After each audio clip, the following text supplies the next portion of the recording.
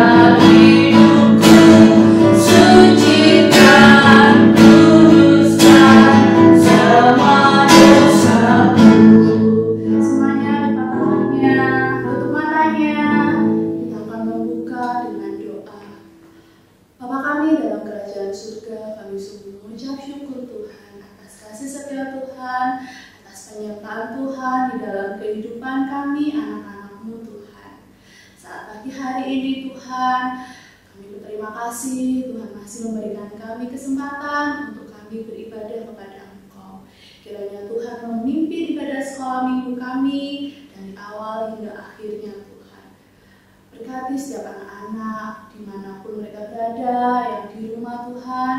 Biarlah melalui ibadah ini Tuhan, anak-anakmu boleh diberkati. Terima kasih ya Bapak, kami akan memulaikan ibadah sekolah minggu ini di dalam nama Tuhan Yesus Kristus. Haleluya, amin. Oke, tahu nggak hari ini hari apa? Hari apa Kak Dapot? Hari apa? Paskah. Hari Paskah. Iya, hari Paskah. Ada yang tahu hari Paskah hari apa?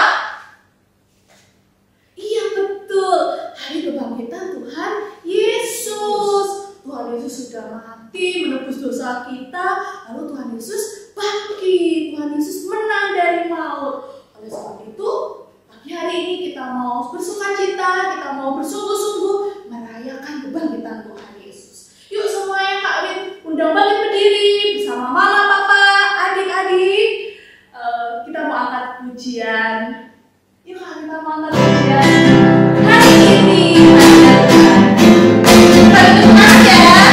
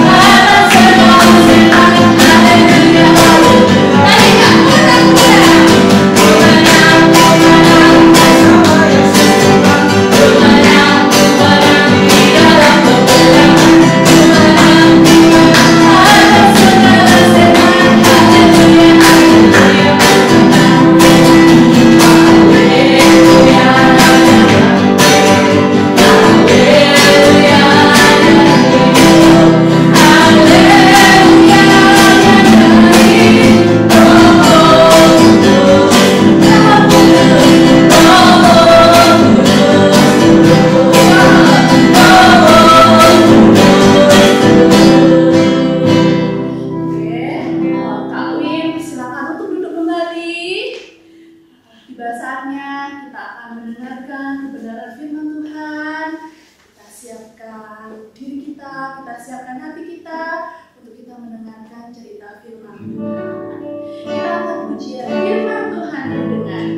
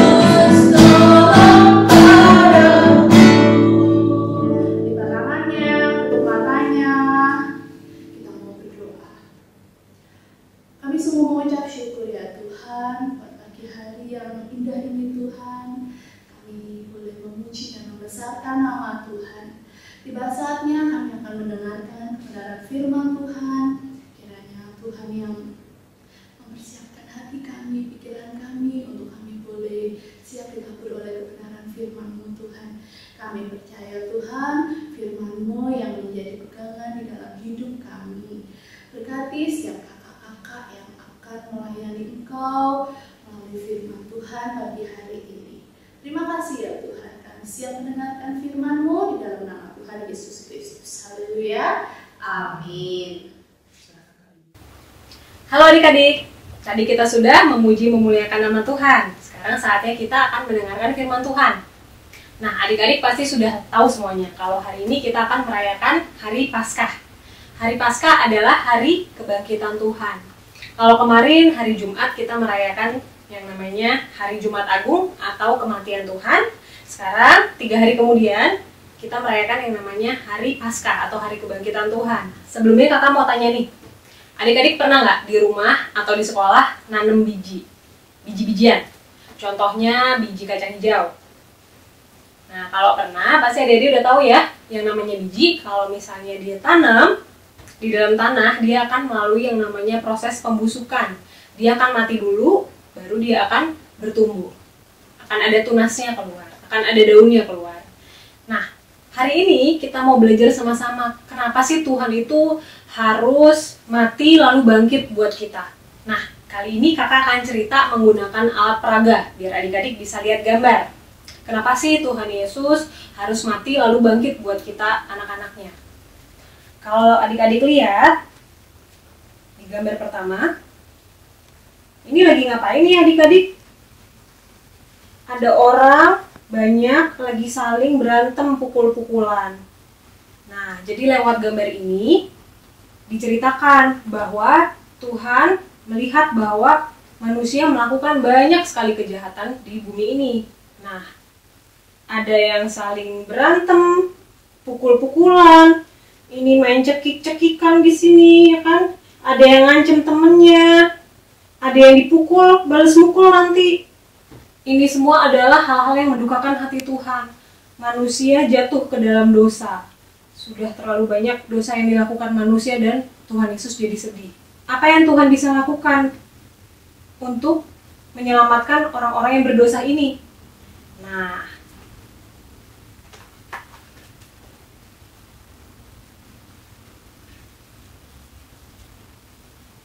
akhirnya Tuhan memilih untuk lahir ke dunia ini.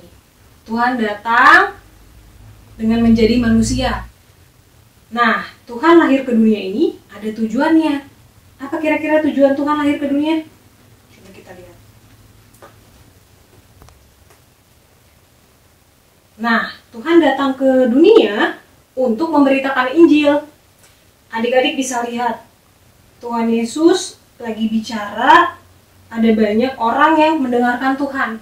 Tuhan Yesus punya banyak sekali murid-murid. Bukan cuma itu, ternyata selama hidup menjadi manusia, Tuhan banyak melakukan mujizat. Lihat ini, ada yang tadinya lumpuh, dia pakai tongkat, akhirnya dia bisa berjalan. Ada yang tadinya buta, Tuhan juga bisa sembuhkan, akhirnya bisa melihat. Dan masih banyak lagi mujizat yang Tuhan lakukan selama Tuhan ada di dunia ini. Semua orang begitu senang dengan kehadiran Tuhan. Tapi tujuan Tuhan ada di dunia belum selesai. Tuhan bukan cuma hanya mau mengadakan mujizat, tapi Tuhan memiliki tujuan yang lebih mulia untuk ada di dunia ini. Apakah itu? Nah, kalau adik-adik sudah pernah dengar cerita, Tuhan mengajak murid-muridnya untuk berdoa di Taman Getsemani. Saat malam tiba, Tuhan berdoa. Karena Tuhan sudah tahu sebentar lagi waktunya akan habis di dunia ini. Waktu apa kira-kira? Kalau adik-adik lihat, Tuhan Yesus ternyata ditangkap. Kira-kira kenapa ya Tuhan Yesus ditangkap? Ternyata banyak yang gak suka pada saat Tuhan Yesus ada di dunia ini mengadakan mujizat. Lalu banyak pengikutnya, banyak murid-muridnya. Ternyata banyak sekali orang yang gak suka. Jadi mereka mau membunuh Tuhan Yesus. Nah, setelah ditangkap, kita tahu bersama, Tuhan Yesus akhirnya disalib.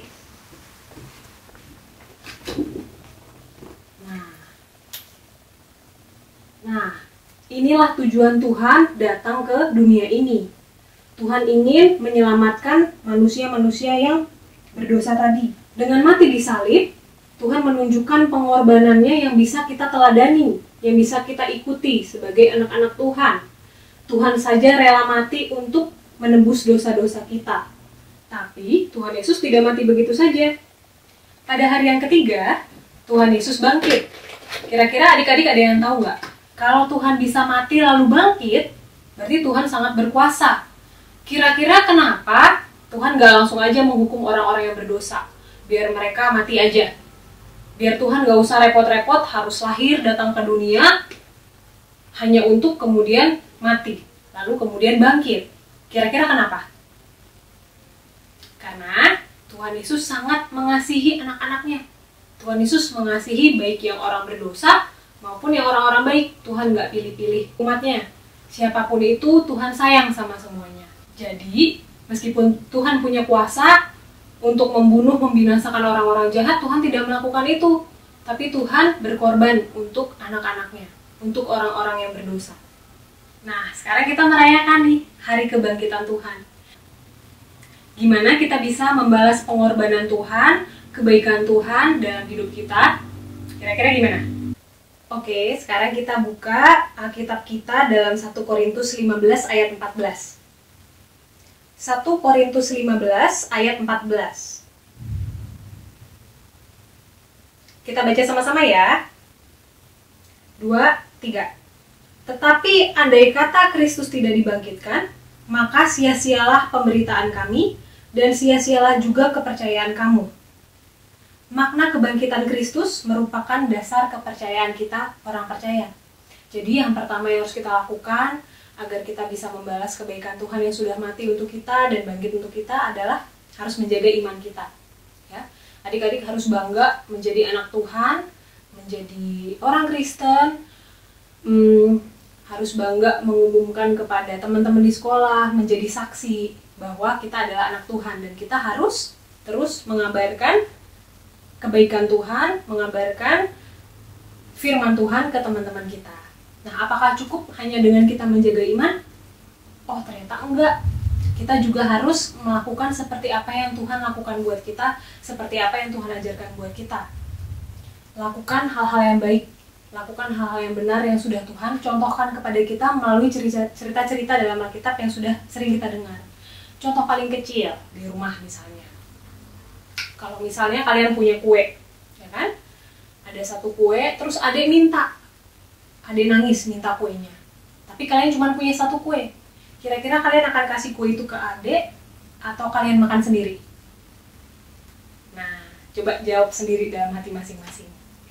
Kalau misalnya kalian kasih kue itu ke adek atau dibagi dua setengah-setengah, berarti kalian sudah bisa menunjukkan arti pengorbanan. Kalian sudah punya hati yang tulus untuk berbagi. Dengan begitu Tuhan pasti akan senang dengan apa yang adik-adik lakukan kalau adik-adik bisa berkorban. Apakah cuma ke adik? Enggak, ke teman juga. Atau ke orang tua, atau ke orang-orang teman di tempat les, atau teman tetangga mungkin. Tapi nggak semua hal harus dibagi ya. Kalau misalnya lagi ujian, lagi ulangan, nggak boleh bagi-bagi jawaban. Itu namanya contek-contekan. Kalau itu Tuhan nggak suka. Ya, ada banyak lagi contohnya. Nah, contoh lainnya adalah ajaran Tuhan Yesus tentang hukum Taurat. Yang kita baru belajar baru-baru ini, pas kita masih sama-sama ke gereja, guru-guru sekolah minggu ngajarin adik-adik tentang 10 hukum Taurat. Kakak akan ambil satu contoh. Contoh dari hukum Taurat yang Tuhan mau untuk kita lakukan, yaitu hormatilah orang tuamu. Kakak kasih contoh ya. Misalnya Denzel di rumah, kalau dipanggil sama papa atau mama, disuruh makan, Denzel bilangnya apa? Contoh kakak contohin ya. Denzel, ayo makan. Udah siang nih, makan. Terus Denzel lagi main. Bentar, Ma. Oke, Mama masih sabar nih, tunggu 5 menit. 5 menit kemudian, Mama nanya lagi. Denzel, ayo makan. Denzel bilang, ah Mama ini kok gitu banget sih, manggil-manggil aku terus. Wah, Denzelnya marah. Itu adalah contoh nggak denger-dengeran. Dan masih banyak lagi contoh yang lain ya.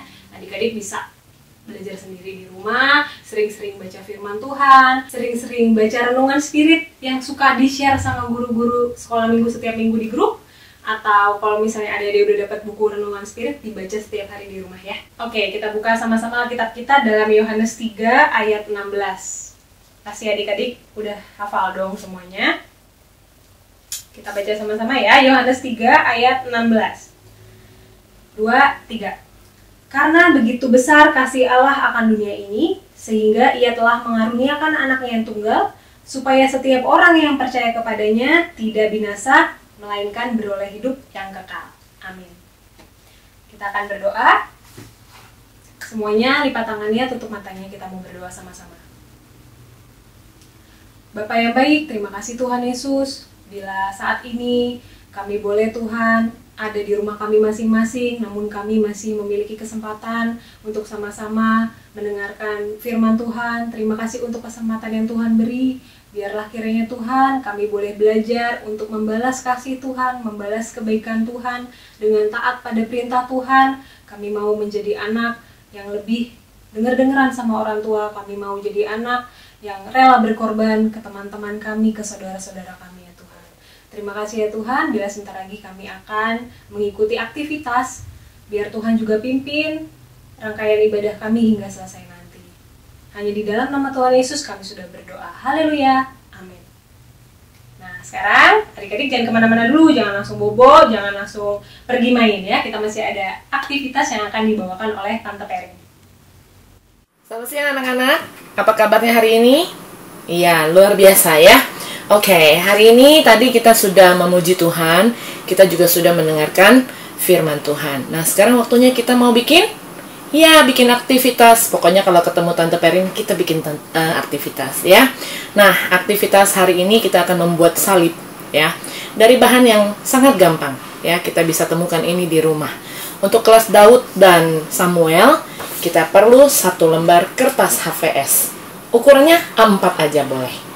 Oke, tapi kalau nggak punya A4, ukuran folio juga nggak apa-apa. Nggak punya kertas putih, nggak apa-apa, pakai kertas folio bergaris juga nggak masalah. Nggak ada juga, pakai kertas koran juga boleh, ya.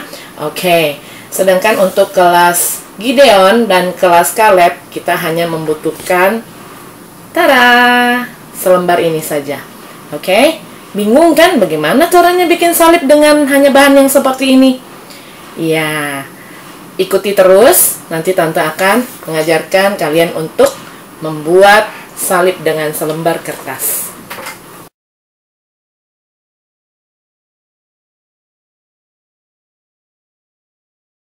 Kita mau langsung membuat salib ya.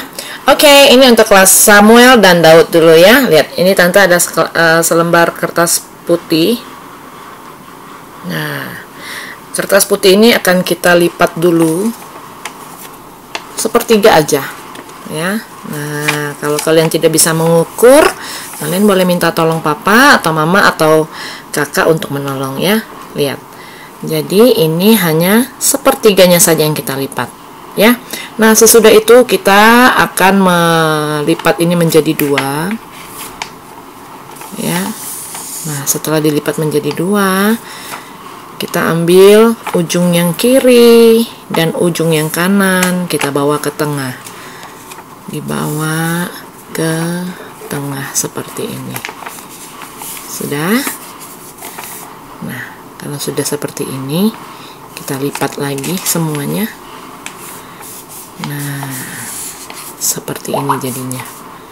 Sudah ya? Nah, kalau sudah menjadi seperti ini, kita akan menggunakan gunting untuk mengguntingnya ya. Nah, hati-hati ya waktu menggunakan gunting. Nah, kita lihat di sini. Kertas ini akan kita gunting sehingga hanya mendapatkan sepertiga dari bagian kertas ini saja ya.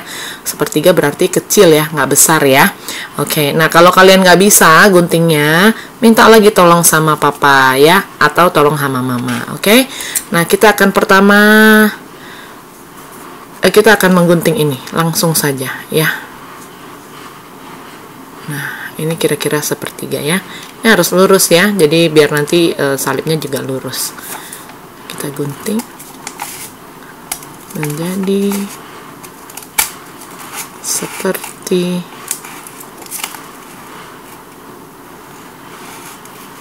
ini. Satu kali gunting bisa jadi salib nih Tante. Bisa. Nah, kita lihat ya. Ini sepertinya agak sedikit miring. Nah, Tante beresin dulu ya. Sedikit miring ini. Ini lurusin. Maafkan Tante ya kalau videonya ini kurang baik karena ini baru pertama kali. Oke.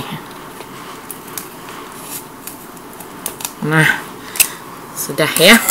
Oke. Nah, sudah sepertiga dari bagian kertas. Sekarang kita mau lihat, bisa jadi nggak sih ini kita salib Tante, beneran nggak sih dari selembar kertas cuman digunting satu kali aja kita bisa bikin salib? Ya, kita lihat sama-sama ya. Kita buka ya. Satu, buka yang kedua, buka yang ketiga, lalu kita lihat buka lagi satu. Wah, bentuk apa ini? Tuh. Iya, bentuk salib ya. Nah, bentuk salib. Siapa yang mati di sini untuk kita? Iya, Tuhan Yesus mati di salib untuk menebus dosa manusia. Ya, ini untuk kelas Samuel dan Daud. Sekarang giliran kelas Caleb dan Gideon ya. Nah, tadi Tante bilang kita akan membuat salib dengan hanya potongan kertas sepanjang ini dan selebar ini. Berapa lebar kertasnya? Lebar kertasnya dari kanan ke kiri adalah 1,5 cm ya. Kalau kalian tidak bisa memotongnya dengan benar, dengan rapi, minta tolong papa atau mama untuk memotongnya ya. Kalau kalian menggunakan cutter atau gunting, hati-hati ya. Oke, baik, mari kita mulai ya. Nah, kita akan membuat salib dimulai dengan lipatan yang pertama ini ya. Lipatan pertama kita akan ambil bagian atas. Kita akan lipat segitiga ke samping kiri seperti ini. Nah, ini harus tegak lurus ya. Kalau tidak tegak lurus, maka nanti salibnya juga nggak akan lurus ya. Oke, setelah kita lipat seperti ini, kita bawa bagian sebelah kiri ini ke belakang. Seperti ini. Nah, di sini kita bisa lihat nih, apakah lipatan yang kita buat sudah tegak lurus atau belum. Lihat, punya tante sudah tegak lurus ya. Iya, karena bagian ini nanti akan kita pakai untuk membuat salib bagian kanan dan kiri. Ya. Nah, sudah sampai di sini. Baik, kita lanjutkan ya. Sekarang kita ambil bagian yang sebelah kanan ini, lipat lagi ke kiri. Nah, lipatan yang kita buat ini harus sejajar dengan garis sebelah kanan pada bagian bawah kertas ya. Nah, kita lipat seperti ini. Sudah? Oke, kalau sudah, nah ini bagian yang agak membutuhkan ketelitian ya. Nah, untuk membuat bagian kanan dan kiri salib.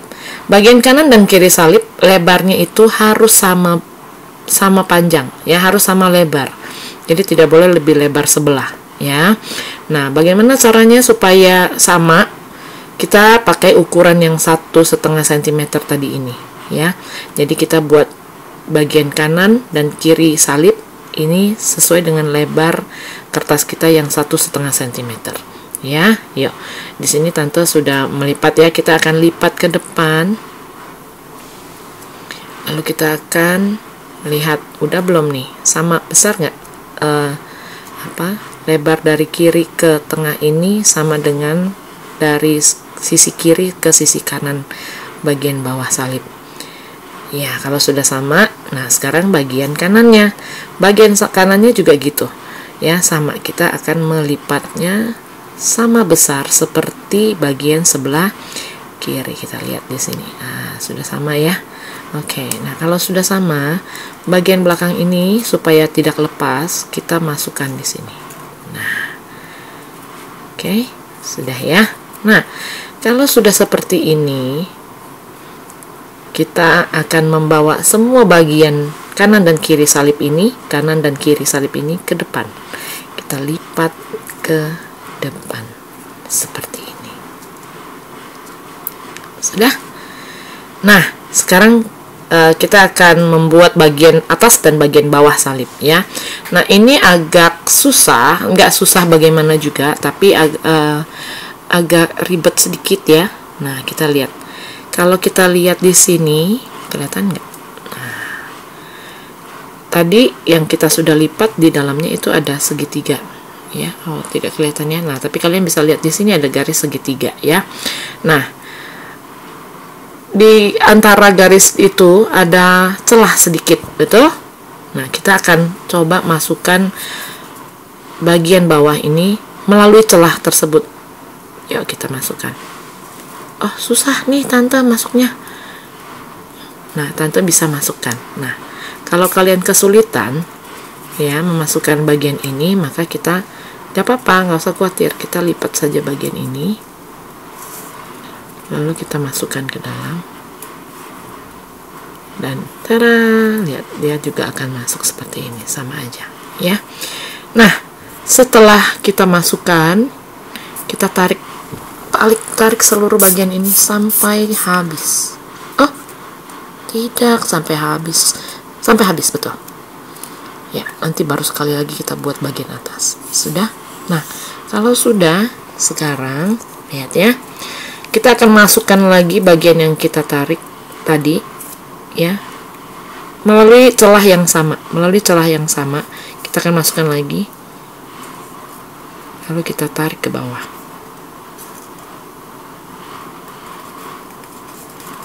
Nah, sudah, kita tarik ke bawah. Nah, tapi waktu menarik bagian ini harus hati-hati.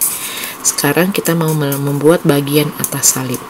Nah, sama seperti pada saat membuat bagian kiri dan kanan, maka lebar dari atas sampai ke tengah-tengah itu sama lebarnya dengan kertas yang kita miliki, yaitu 1,5 cm ya. Yuk kita coba lihat, udah 1,5 cm belum nih?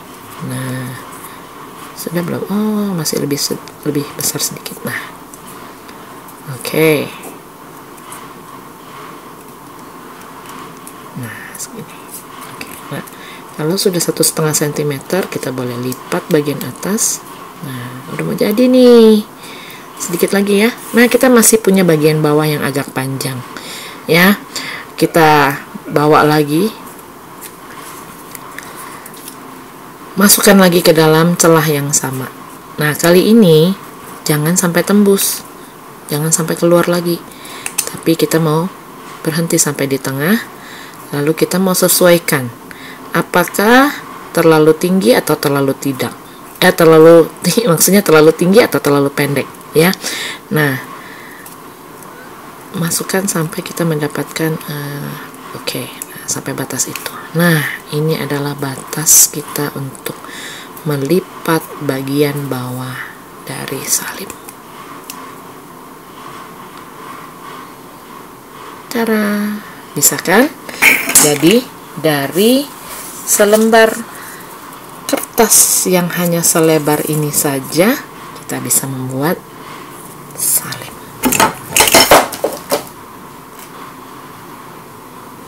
Ya, demikian saja aktivitas kita pada hari ini. Selamat membuat. Salib ini bisa dibuat menjadi selipan Alkitab, ya. Bisa ditulis ayatnya di sini, ya. Atau bisa juga kalian mau jadikan gantungan, nggak apa-apa, bisa juga. Tinggal dibolongin di bagian atas, lalu beri benang, ya. Ya, ini saja. Terima kasih sudah beraktivitas bersama Tante pada siang hari ini. Semoga menjadi berkat. Tuhan Yesus memberkati. Kita sudah mendengarkan firman Tuhan. Biarlah firman Tuhan ini boleh kita hidupi, boleh tumbuh di dalam hati kita, dan boleh kita lakukan. Di dasarnya kita akan mengakhiri pada sekolah minggu kita. Kita bangkit berdiri semuanya. Kita mau angkat pujian. Terima kasih Tuhan.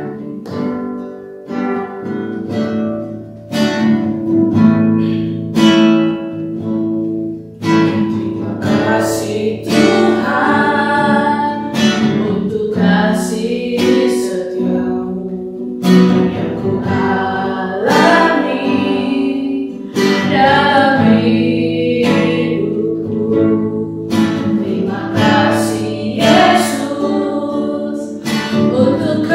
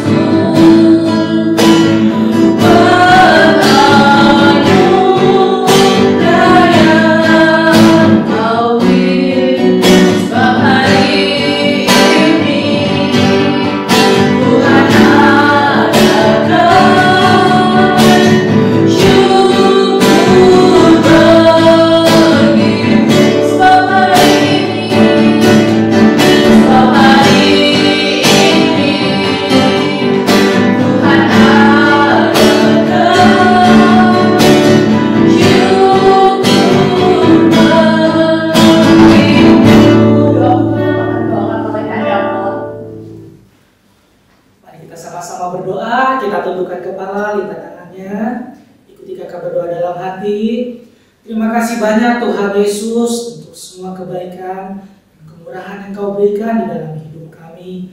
Terima kasih untuk ibadah kami pada hari ini Tuhan, untuk firman Tuhan yang menguatkan kami. Kami yakin dan percaya bahwa hanya Tuhan Yesuslah satu-satunya yang menjadi juru selamat kami. Terima kasih banyak Bapa, kami anak-anak-Mu mau tetap setia mengikuti Engkau Tuhan. Tuhan, sebelum kami tutup ibadah kami mau berdoa kiranya Tuhan memberkati kami, Tuhan juga memberkati kedua orang tua kami, berkati pekerjaan orang tua kami dan kesehatannya Tuhan. Berikan orang tua kami kekuatan dan kesabaran Bapa untuk mendidik dan membesarkan kami. Terima kasih Tuhan, lindungilah kami, jagailah kami Bapa seperti biji mata-Mu, jauhkan kami dari segala sakit, penyakit, mara bahaya ataupun kuasa kegelapan. Terima kasih Tuhan, kami akan tutup ibadah kami hanya di dalam nama Tuhan Yesus.